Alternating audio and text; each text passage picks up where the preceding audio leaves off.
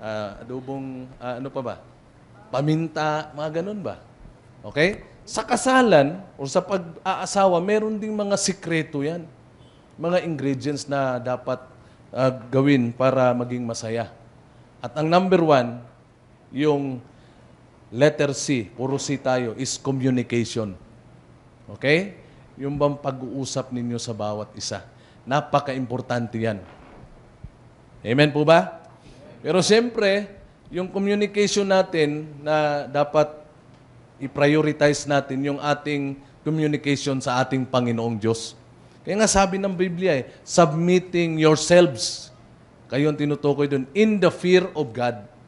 Kaya ang tao kapag hindi marunong magpasakop sa Panginoon, walang mangyayari. Tandaan nyo to, ang pag-ibig, meron niyang peak kung tawagin.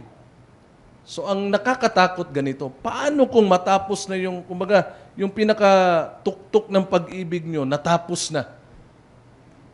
Kaya maraming mga mag-asawa na grabe, nakita natin sa social media, grabe yung pagmamahalan nila, no?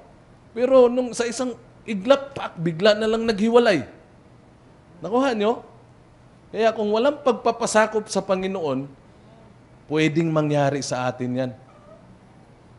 Kaya sabi ko kanina kay Madam, yung nagpipicture, sabi ko, wag mong kunan itong bride o groom natin na umiiyak ha. Baka mamaya habang si Vanessa naglalakad. Di ba yung mga artista? Kinakasal, ano? Kinasal sila, yung mga lalaki, paiyak-iyak po. Ganun-ganun po. Tapos nakabalita pa yan. No? Ano tawag? Sensational, ano? Basta yun na yun. Masyadong sa television, binabalita, pero ano ang dulo? Wala rin. Walang kwenta. Tama? Kasi, palagay ko, wala silang pagpapasakop sa Panginoon. At saka sa kasalan, tandaan nyo to ha, sa kasalan, ito ang napapansin ko, karamihan ng mga kasalan, yung Bible ay parang props lang, para lang masabi na mayroong Biblia. Pero tandaan nyo to, kung wala kayong pagpapasakop sa Panginoon, at hindi kayo magpapasakop sa Kanyang banal na kasalita, hindi kayo magkakaroon ng matagumpay na pagsasama bilang mag-asawa. Kasi time will come, mag-aaway kayo. Amen? So napakahalaga communication. Huwag kayong yung bang magbungol ba? Sa mga Bisaya, alam natin magbungol, no? Magkasama sa bahay pero hindi nag-uusap. Bakit? May mga samaan ng loob. Natural, darating yung mga sasama ang loob nyo. No? Pero kailangan, kung meron man kayo nga sama ng loob sa isa't isa, sabi nga ng Bible sa Ephesians 4:26, huwag niyong hayaan na yung sama ng loob or galit ay lulubog ang araw. Galit ka pa rin. So, kailangan mag-usap. Pangalawa, consideration. Yan.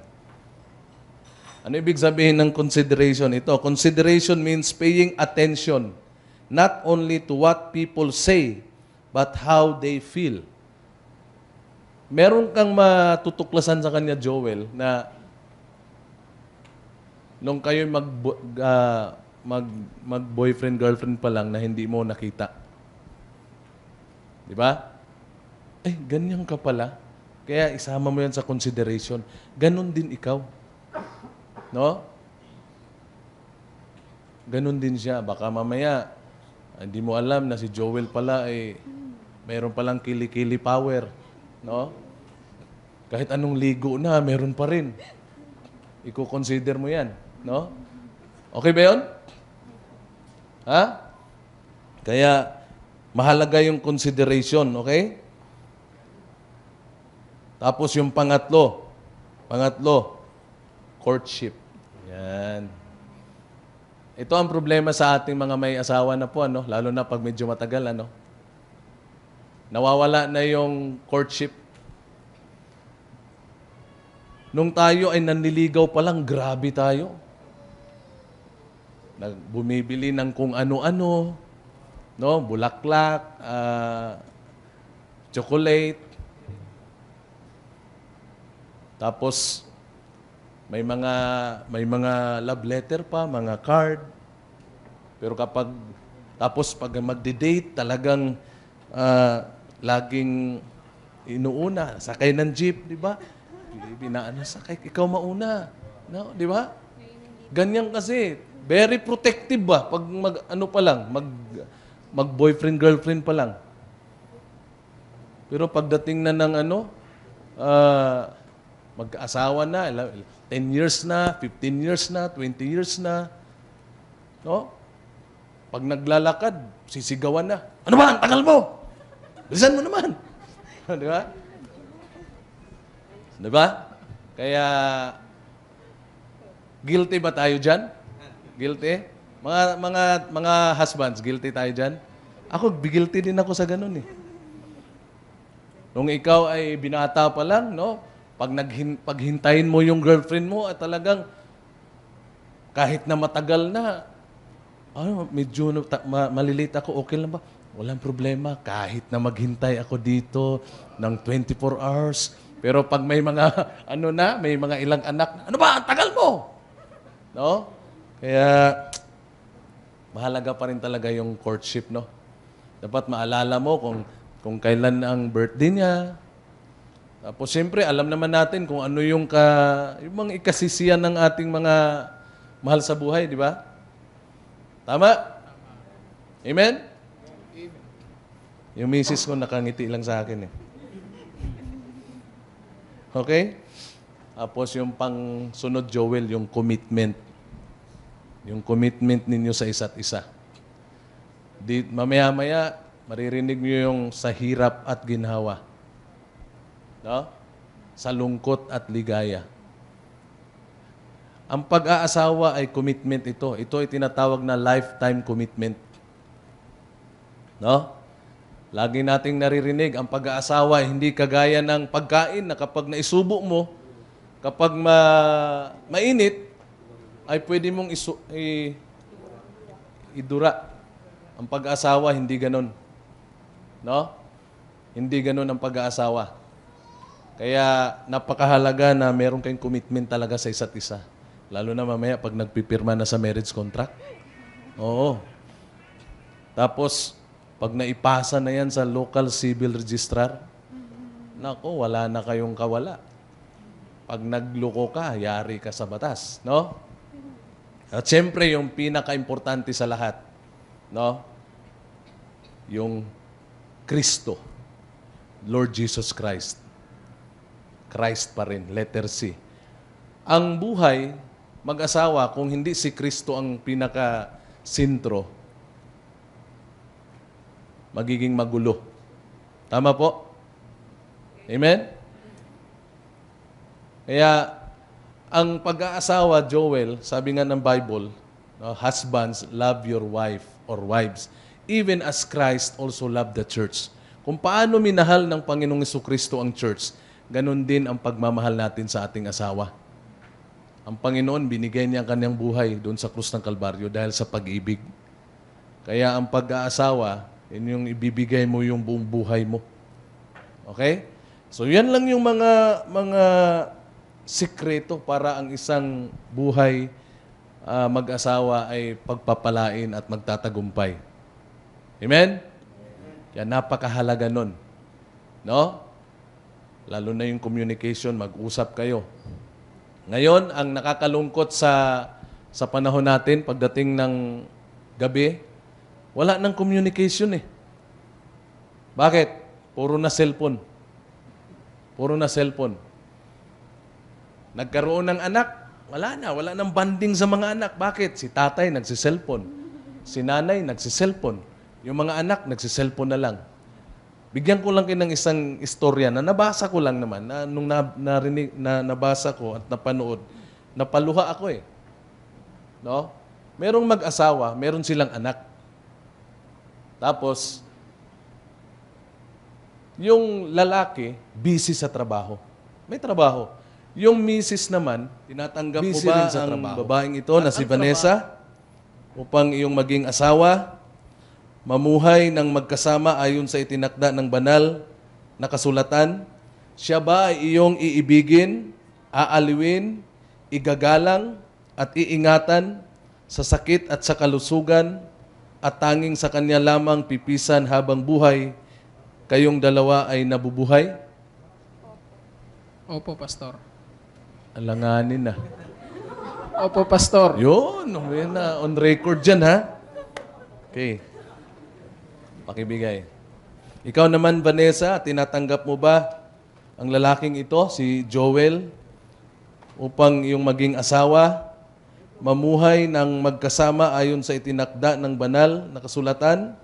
Siya ba ay iyong iibigin, aaliwin, igagalang, at iingatan sa sakit at sa kalusugan, at tanging sa Kanya lamang pipisan habang kayong dalawa ay nabubuhay? Opo! Kumbira. Yan ang mga sagot.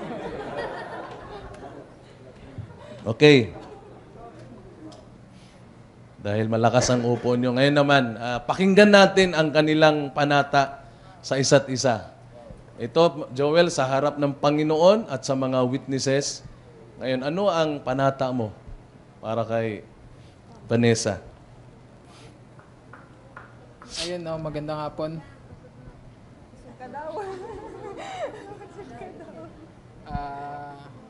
Sinulat ko siya. Hirapan ako eh. Ayun, Yung galing dito. galing to sa puso ko. Sinulat ko to kagabi, mainit-init pa to. Kaya, ayun, I love you, Vanessa. Simula nung araw na nakita kita sa school, kasama ng iyong nanay, ako ay humanga sa iyo na tayo'y naging magkaibigan, ngayon ay higit na sa magkaibigan.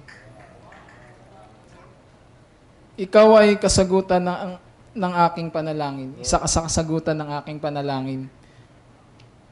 Ngayon, kasama ng ating pamilya, ng ating mga kaibigan, ay nandirito para makita ang simula ng ating pagsasama. Para sa celebrate ang araw na ito nakasama nila, para ibahagi ang ating kasiyahan at para pasalamatan ang bawat isa at para makita nila na tayong dalawa ay maging isa. Kaya unang-una, mahal kong Vanessa, simula ngayon hanggang sa huli, hanggang sa walang hanggan, magkasama tayong ngingiti, magkasama tayong iiyak, magkasama tayong mangarap, magkasama tayong mananalangin, magkasama tayong maglilingkod sa ating Diyos na buhay. No matter what happened, wow, English. Ano man ang mangyari, magkaroon man tayo ng malalaking problema, gusto ko lang malaman mo, mahal kong Vanessa, mananatili ako sa iyo. Mamahalin kita hanggang sa dulo ng aking hininga. Mamahalin ko maging ang ating mga magiging anak. Palagi kitang mamahalin at ako ay nangangako na anuman ang kailangan at anuman ang gusto mo ay ibibigay ko. Palagi kitang iingatan, mahal kong Vanessa. Maging ang ating magiging anak, ililid ko ang ating pamilya sa daan ng katotohanan, and I guide to be much closer to God. Magkasama tayong mananalangin bilang isang pamilya. Tayo'y papakalago at parehas na magpapakatibay. Hanggang sa ngayon, hanggang sa mawala na ang bukas, palagi kitang mamahalin. Mahal na mahal kita, Vanessa.